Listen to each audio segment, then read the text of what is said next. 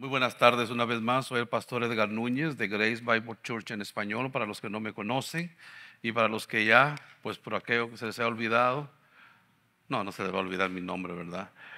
Es un honor para mí tener la oportunidad de regresar a las escrituras esta tarde. Quiero de manera muy especial pedirles que eh,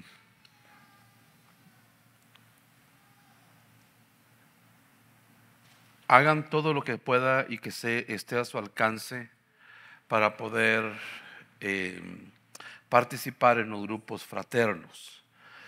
Los grupos fraternos este año tienen una modificación muy intencional.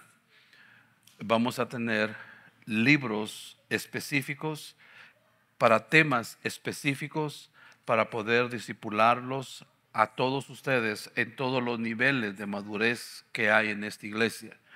En esta iglesia hay bebés espirituales, hay personas que acaban de comenzar en la fe y hay gente que tiene bastantes años caminando en el Señor con mucha experiencia, y algunos pues son personas que ya son segunda o tercera generación de cristianos, y eso es una gran bendición. Pero quiero animarles a todos que participen en un grupo fraterno.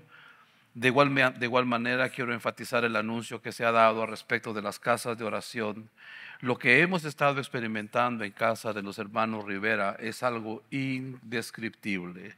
Es algo tan bello, tan lleno de la presencia del Señor, tan bonito, que sabemos que eso es parte de lo que es la voluntad de Dios para nosotros, no como una estrategia de crecimiento para traer más gentes al reino, sino para nosotros mismos como cristianos tener una oportunidad en donde estar juntos y hacer dos cosas importantes. Una es adorar al Señor con todo nuestro corazón en un escenario o en un lugar en el que no es la iglesia necesariamente, pero que es la iglesia reunida, alabando al Señor con más fervor, con más intensidad, más personal, por así decirlo.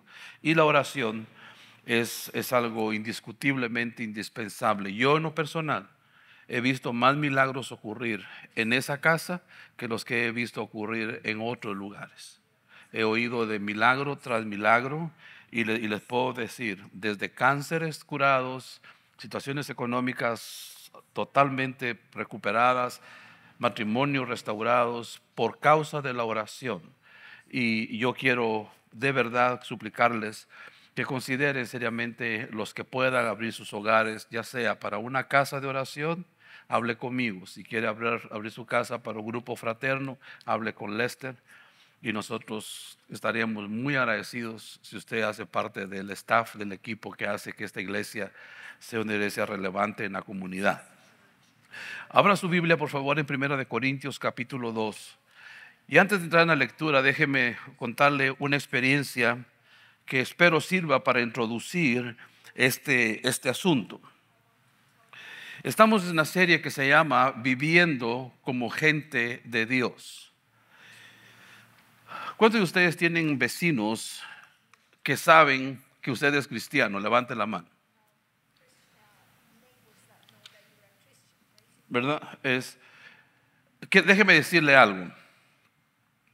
Esos vecinos tienen una expectativa de usted. Esos vecinos saben o esperan que usted sea la persona más cordial, la persona más amable. Y cuando lo oyen a usted decirle a su perro: hey perro, métete, ya, está gritando el hermano, ay, ¿verdad?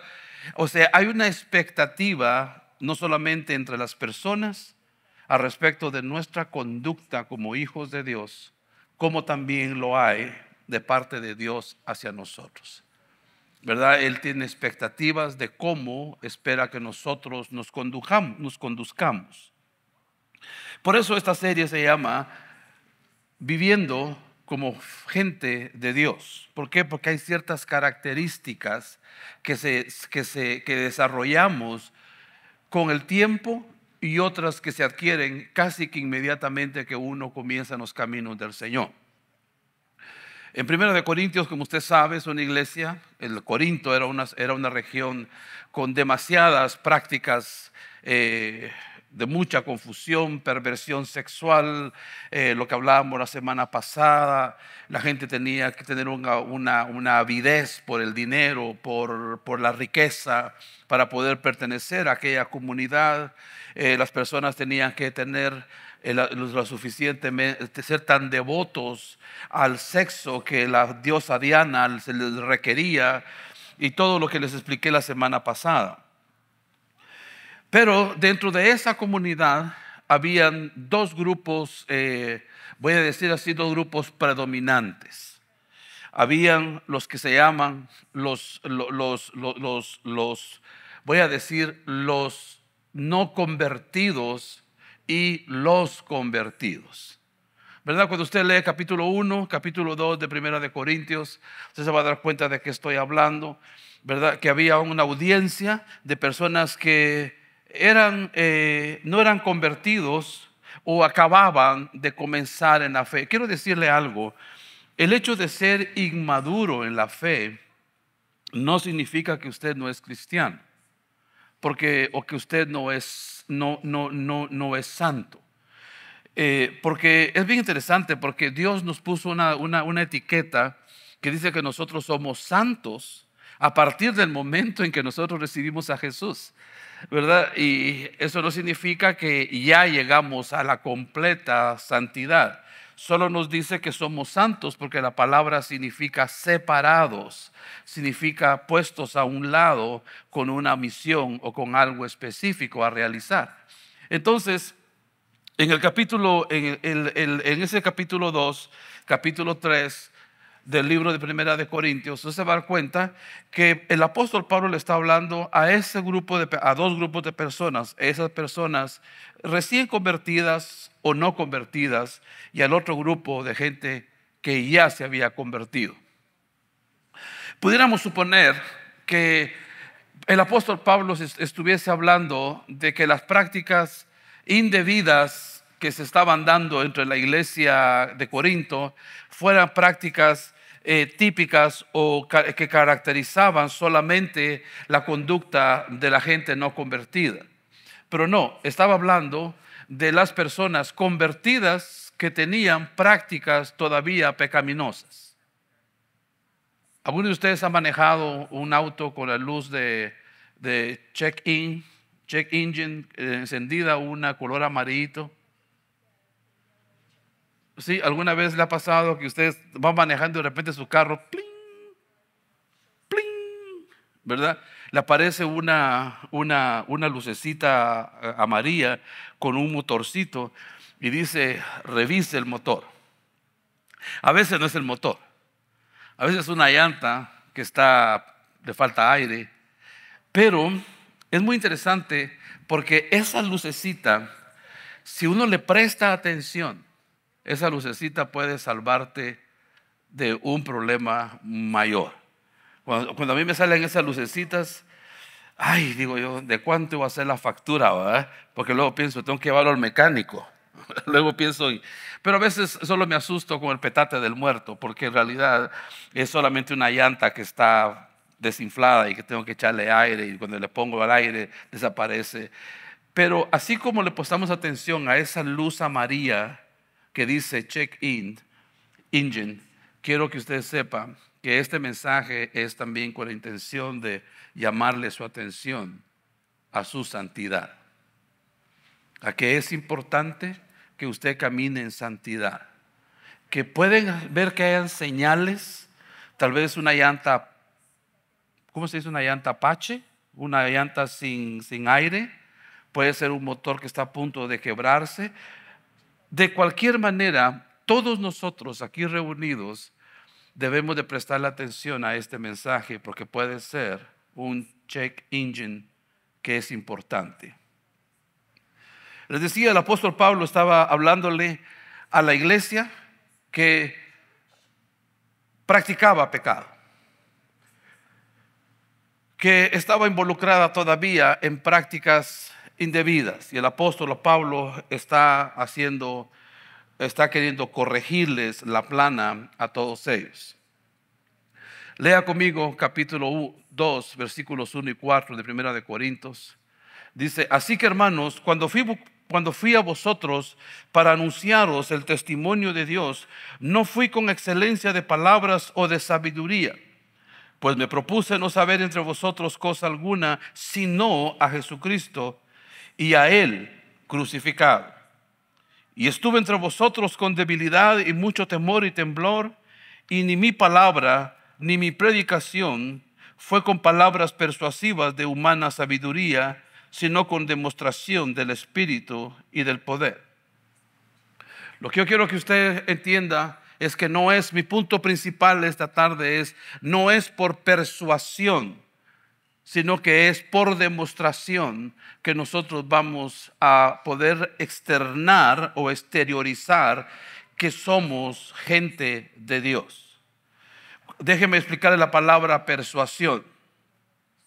Yo me recuerdo que yo vivía en Río de Janeiro a principios de los años 90, y estaba de moda las ventas de Amway. No sé si ustedes conocen Amway. Aquí creo que hay todavía algunas personas venden Amway.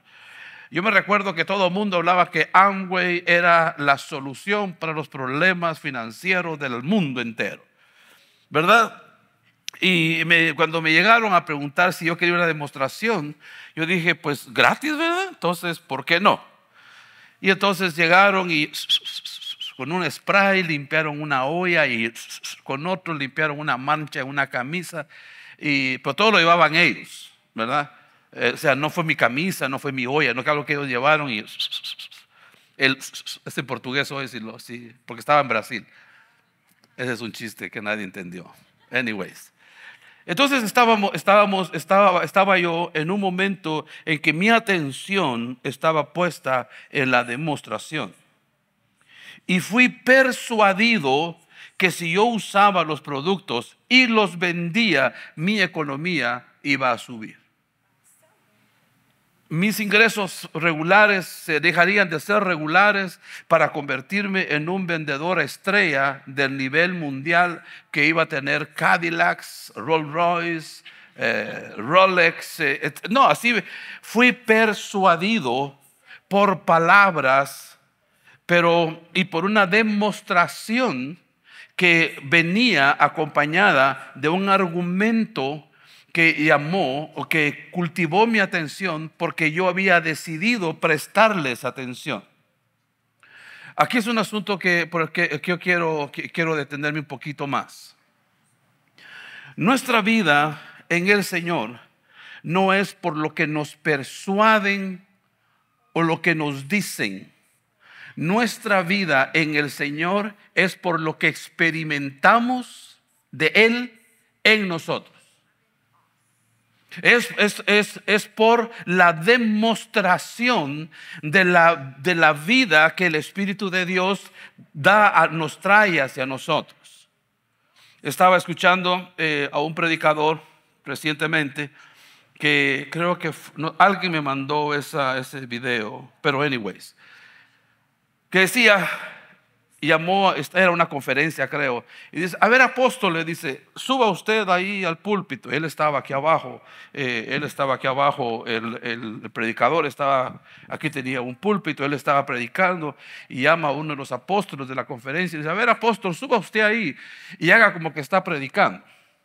Y el hombre subió, hizo como que estaba predicando, de ahí bajó, y este hombre le sale al encuentro y le dice: qué bonito predicas, le dice, pero no vi a Jesús. Y él estaba hablando a un apóstol, que se supone que un apóstol conoce a Jesús, un apóstol conoce de Jesús. Y él dice: esto es lo que ocurre con muchas vidas, con muchas personas que hablan de Dios, que dicen palabras que pueden reflejar algo al respecto de una vida cristiana, pero no conocen de quién ellos están hablando. Esta ilustración a mí me llamó poderosamente la atención, porque yo me recuerdo que en mi vida personal yo le he contradicho a muchas personas cosas que yo no las he vivido y me he sentido sumamente avergonzado después de que me he puesto a discutir con alguien sobre un asunto en el que yo no tengo ninguna experiencia. Sí, es un momento vulnerable, pero la intención es, una vez más, la luz amarilla del motor que dice check engine. Puede ser que en tu vida tú hables de alguien o de algo que tienes todavía necesidad de seguir conociendo para estar más seguro que lo que dices no es a otros, no es para venderles un producto como Amway. Conviértete al Señor y tus problemas se van a minimizar. Conviértete a Jesús y todo te va a ir bien, porque no es así. ¿Cuántos de ustedes, después de que se convirtieron al Evangelio, comenzaron a tener problemas? Ok, sea honesto conmigo. Yo me convertí al Señor y comencé a tener tantos problemas con mi familia, con mis amigos, se me quebra. Esto que, no, mejor no les cuento esto porque puede parecer no muy simpático para algunas personas, pero hasta cosas raras que nunca me habían pasado me comenzaron a ocurrir. En algunos casos es porque Satanás le gusta estarnos asustando o le gusta tenernos amedrentados. Pero en otros casos es algo genuino, es de que cuando nos convertimos al Señor, el que habita en nosotros causa celos en el que está en el mundo. ¿Está usted conmigo? Entonces, el apóstol Pablo está diciendo en estos 4 versículos que cuando él fue a ministrarlos, él no fue diciendo yo sé un montón de la escritura. Él fue y ni siquiera utilizó sus credenciales, sino que las utiliza después para confrontar a un líder. Pero no lo hace en la primera epístola de Corintios, lo hace más adelante en otras epístolas. Dice, no vine a ustedes con excelencia de palabras, sino tampoco vine diciéndoles, miren, yo sé muchas cosas, sino que estuvo entre las personas con debilidad y mucho temor y temblor. Cuando decimos debilidad, no estamos diciendo una debilidad hacia el pecado, sino una debilidad, una fragilidad que como seres humanos, Satanás nos quiere devorar. Nos quiere convencer que la vida sin Dios es mejor y que la que Él ofrece es mejor que la que Dios nos puede dar.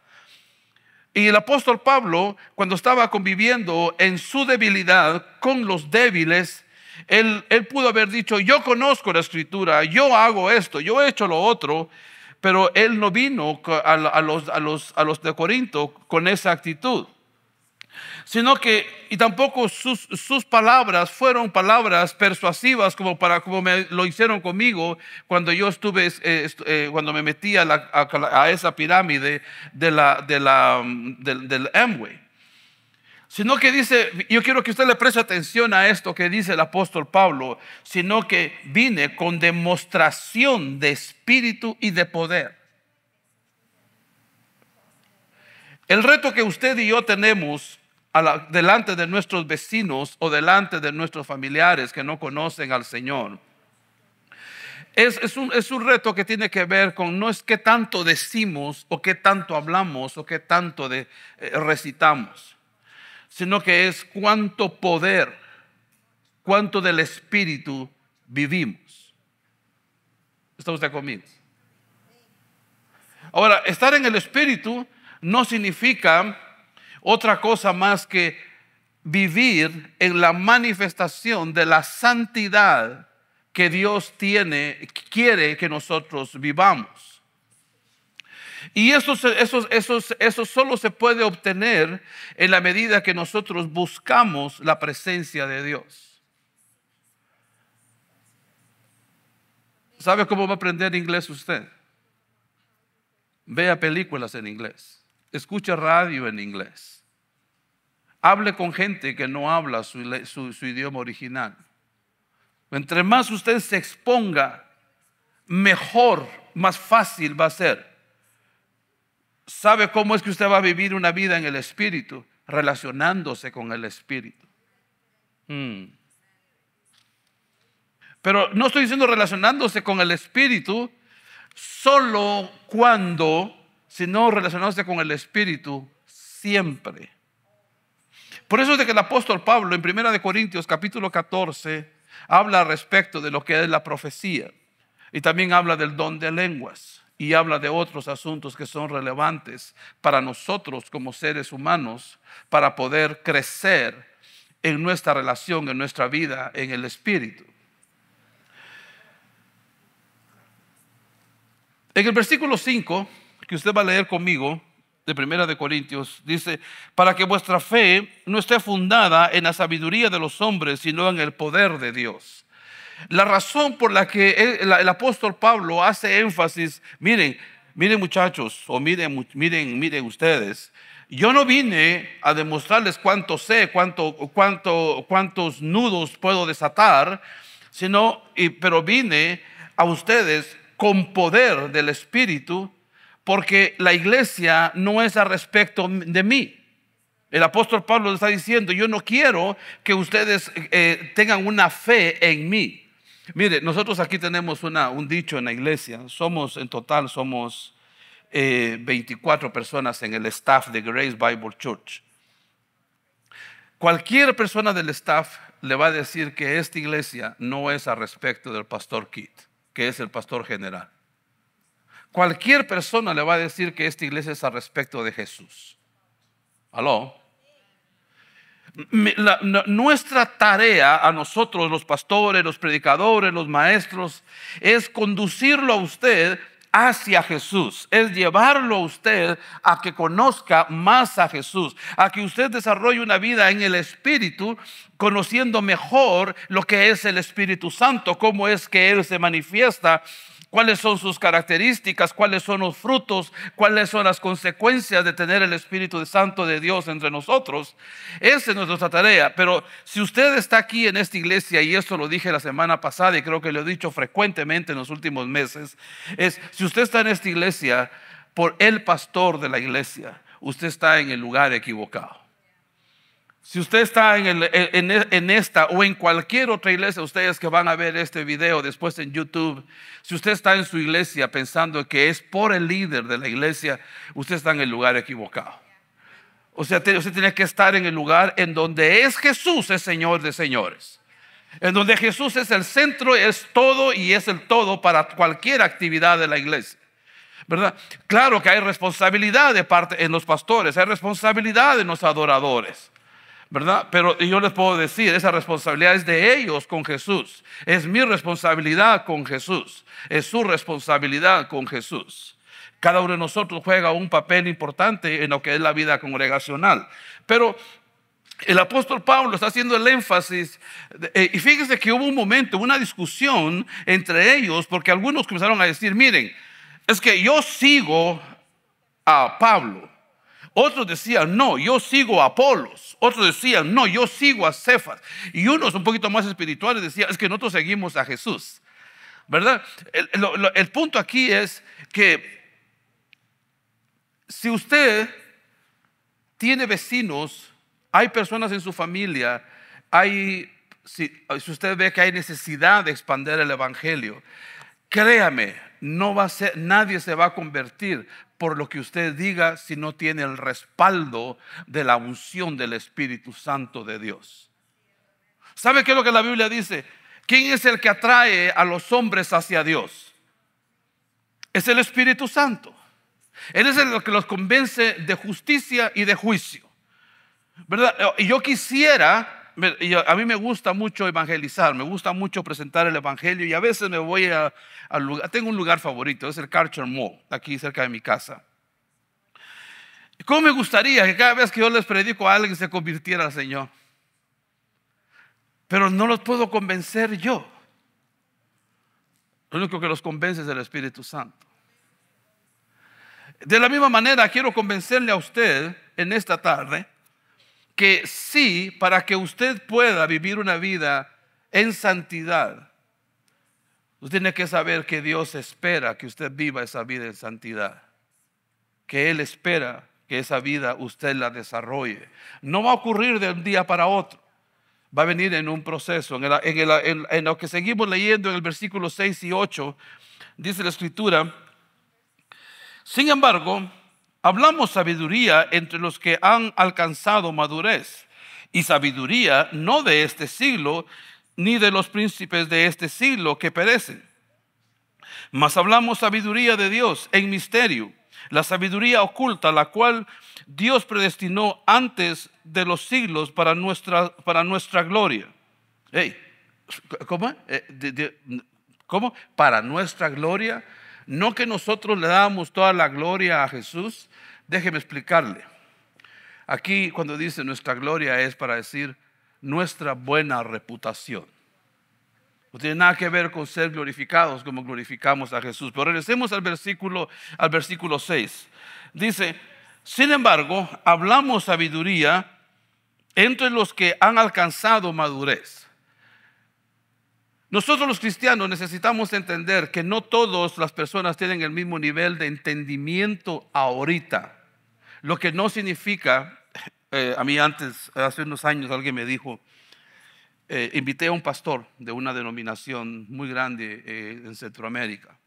Yo estaba plantando una iglesia en Portland, Oregon, y necesitaba sabiduría, necesitaba ayuda, necesitaba qué hacer, estaba trabado, no sabía qué es la cobertura que tenía en aquella época. Pensaba de una manera un poquito diferente, y entonces me atreví a buscar a otros recursos y hablé con un pastor y que le tengo mucha estimación, inclusive es miembro de mi familia. Le digo: brother, fíjate que necesito ayuda, te pago tus pasajes para que vengas de Los Ángeles aquí a Portland, Oregon, por una semana y que vengas a enseñarnos. Y me dice, estábamos por teléfono, me dice: ¿cómo me gustaría poder ir a ayudarte? Me dice, pero lo que yo sé es muy difícil, la gente no me lo puede entender, particularmente tu gente, me dijo. Son misterios que Dios me ha mostrado a mí y que solo yo los puedo, pero es solo para mi gente.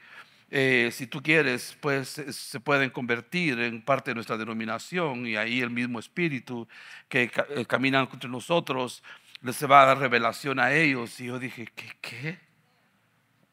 Me quedé bien confundido, porque yo entiendo que no es que hay misterios que solo algunas personas especiales van a poder interpretar.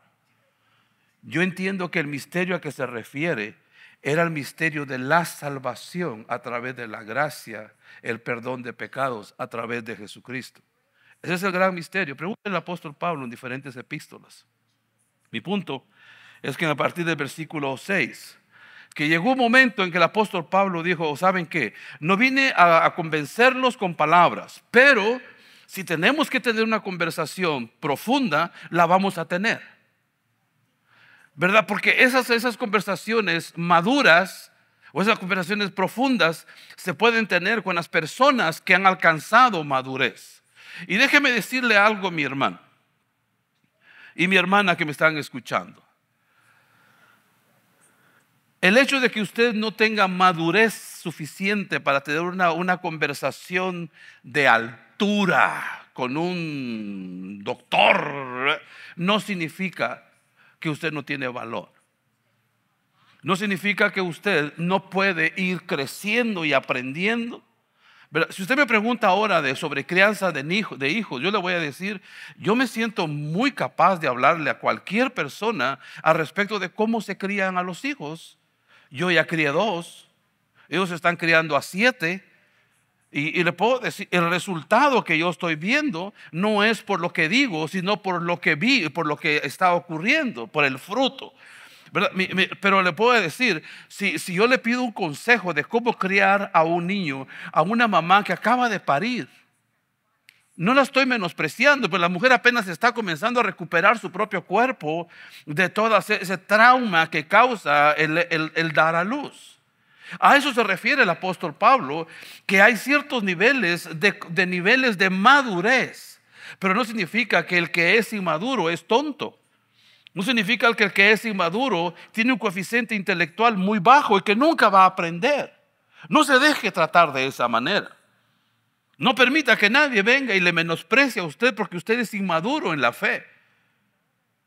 Pero si aprenda, si decida usar su cerebro, su capacidad intelectual para poder aprender más e ir madurando en la fe, para que usted pueda eventualmente llegar a ser maduro en la fe. ¿Qué le parece eso? ¿Verdad? Esto es lo que el apóstol Pablo está está corrigiendo, está colocando. Mire, una cosa que le quiero recomendar. Cualquier práctica que alguien le diga, tienes que hacer esto, porque así tiene que ser, fíltrelo por la palabra de Dios. Si alguien viene y le dice, mira, tienes que hacerte un nudito aquí en la camisa, ¿verdad? Te tienes que hacer un nudito aquí, y con ese nudito, mira, las cosas te van a salir bien. Dígale, show me in the Bible. Porque usted vive en los Estados Unidos y habla inglés también. No, dígale, muéstrame en dónde la Biblia dice que si me hago yo un nudito en mi camisa, las cosas me van a salir bien. No solamente diga, oh sí, que ya andan todos con el nudito, ¿va? Me estoy dando a entender, ¿verdad? Que alguien que venga con palabras persuasivas es una cosa. Que alguien que venga con el poder del Espíritu Santo es la que nosotros realmente queremos. ¿Está usted conmigo todavía? Bueno, la otra cosa que quiero enfatizar, Ernesto, es el capítulo 1, versículos 9 a 11. Quiero enfatizarlo porque me parece a mí, porque ¿quién de los hombres sabe las cosas del hombre, sino el espíritu del hombre que está en él? Así tampoco nadie conoció las cosas de Dios, sino el Espíritu de Dios. Para poder entender las cosas de Dios, necesitamos el Espíritu de Dios. Hay una gran diferencia. Hay una palabra muy peculiar. La palabra espuchikos, creo que se pronuncia. No sé cómo se pronuncia, no hablo griego. Pero me llama la atención. Porque lo que hace esta palabra es de que determina dos clases de personas. Uno, la persona natural, se refiere solo a la persona natural, al hombre natural. Todos nosotros tenemos una capacidad intelectual, todos nosotros somos capaces. ¿Cuántos de ustedes aquí no saben leer? Sería muy raro que alguien dijo, ella, no. Todos nosotros sabemos. ¿Cuántos de ustedes saben leer dos idiomas? ¿Cuántos de ustedes saben leer 3 idiomas? ¿No le parece que todos nosotros somos capaces de leer 1, 2, 3 idiomas? ¿Eso prueba qué, pastor? Prueba que usted tiene inteligencia, que usted puede aprender, que usted puede renovar su mente, usted puede desarrollar su mente, usted puede incrementar conocimiento, no para andar persuadiendo a la gente por su conocimiento, sino para que usted pueda caminar en sabiduría. La sabiduría no es exclusiva de la gente que estudia. La sabiduría a la que nos referimos es esa sabiduría que le podemos pedir a Dios y que nos la va a dar abundantemente. Pero el conocimiento sí es algo que depende de nosotros, y usted y yo necesitamos saber, o sea, necesitamos conocer para poder saber en dónde están nuestros límites, hasta dónde podemos llegar en esta vida cristiana. Eso es lo que el apóstol Pablo está introduciendo en la primera epístola a los Corintios. Porque él dice, ¿saben qué? Antes de cualquier cosa, de hablar de toda esa inmoralidad y todo lo que tenemos que estar en unidad, fue lo que hablamos la semana pasada. Y después comienza él a desarrollar la idea que yo estoy intentando copiar en esta tarde, de que cualquier argumento que nosotros querramos presentarle a las personas para que se conviertan al Evangelio o para que nosotros mismos tengamos solución a nuestros problemas, tiene que venir primero con la demostración de lo que ya tenemos, de lo que ya sabemos, porque de lo contrario vamos a hablar de cosas que no sabemos. Me recuerdo en una ocasión, un hermano me dijo: pastor, fíjese que estaba yo viviendo también allá en Río de Janeiro. Estaba un hermano, me dice: fíjese que quiero invertir, creo que eran $5 millones. Yo le dije: ¿por qué me preguntas a mí? ¿Verdad? Si yo qué sé si apenas puedo contar hasta 100, a contar hasta 5 millones es mucho pedir. Pero me dijo: pastor, yo quiero que usted me diga si es buena idea que yo haga esta o aquella inversión. Yo dije: yo tampoco de inversiones, menos, ¿verdad? Le dije: yo no sé, pero una cosa que se me ocurrió y se lo aconsejo a usted que lo haga. Le dije: preguntémosle a Dios. ¿Y sabe qué? Le preguntamos a Dios. Y como se dice en inglés, guess what? What? Adivine qué.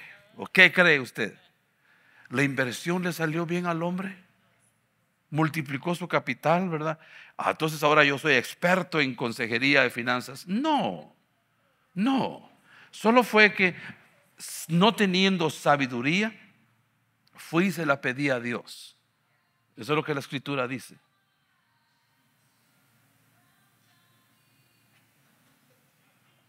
De repente voy a entrar a la Doris Machín, ¿no? ¿Cómo se llama ella? Marcela Gándara. Dije: wow, vino a escucharme. Dije: yo me sentía ya así, wow. ¿Verdad que entonces ahora yo soy experto en consejería financiera? No, tampoco quiero decir, o sí quiero decir, que cuando usted no tenga sabiduría, pare y pídasela a Dios. Él se la va a dar a usted abundantemente y sin reproche. Y fíjese bien que como la Escritura lo pone, dice: pero pídale sin dudar, porque el que duda es como la ola del mar, llevada de un lugar a otro, y es inconstante en todos sus caminos. Pastor, ¿en dónde está eso? Santiago capítulo 1. Lo puede escribir en sus notas. Usted se va a dar cuenta que el apóstol Pablo, allá, lejos después de escribir Primera de Corintios, dice: ¿saben qué? La sabiduría sigue siendo importante. No necesariamente la sabiduría que el mundo da, sino la sabiduría que viene de parte del Espíritu Santo obrando en nosotros. Y con esto comienzo a terminar esta tarde. ¿Cómo podemos recibir sabiduría? Versículos 12 a 13. Y nosotros no hemos recibido el espíritu del mundo, sino el espíritu que proviene de Dios. ¡Qué bendición es eso! A ver, ¿cuántos de ustedes pueden aplaudir o cuando escuchan esto? Y nosotros no hemos recibido el espíritu del mundo, sino el espíritu que proviene de Dios.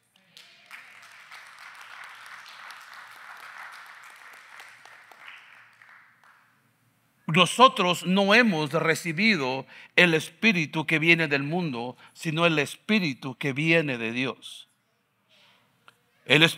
Sino el espíritu que proviene de Dios, para que sepamos lo que Dios nos ha concedido, lo cual también hablamos, no con palabras enseñadas por sabiduría humana, sino con las que enseña el Espíritu, acomodando lo espiritual a lo espiritual. La semana que viene vamos a hablar un poco más al respecto de lo espiritual y lo espiritual. Déjeme comenzar a terminar en esta tarde diciéndole esto. La Biblia no se pelea con el conocimiento. La Biblia no se pelea con la sabiduría o con la información. Pero la Biblia demanda vida en el Espíritu. ¿Está usted conmigo? La Biblia no pelea si usted es un doctor en teología. La Biblia no pelea si usted tiene tantos años de experiencia en el ministerio o en la vida cristiana. La Biblia no pelea con eso. Está bien. Como tampoco la Biblia pelea si usted no sabe mucho, si usted apenas está empezando a leer el Nuevo Testamento ahora. La Biblia no pelea con eso. Pero la Biblia exige que usted tenga una vida en el Espíritu. Y eso, mis hermanos, no se lo puede dar un hombre, no se lo puede dar a usted un predicador, no se lo puede dar a usted un maestro. Solo se lo va a dar su búsqueda fervorosa de la presencia de Dios. Solo se lo puede dar su búsqueda con fervor, con pasión, con anhelo, con ganas de decir: yo quiero la presencia de Dios. Algunas de personas emocionales como yo lloro cuando estoy en la presencia del Espíritu Santo. Y yo grito cuando estoy en la presencia del Espíritu Santo. Y yo danzo, yo pego de gritos, yo hago cosas medias locas. Medias locas, dice mi esposa. No, no son tan medias, son bien locas. Pero mi punto con esto, mis hermanos, es de que usted y yo entendamos esto. Versículos 14 a 16. Pero el hombre natural no puede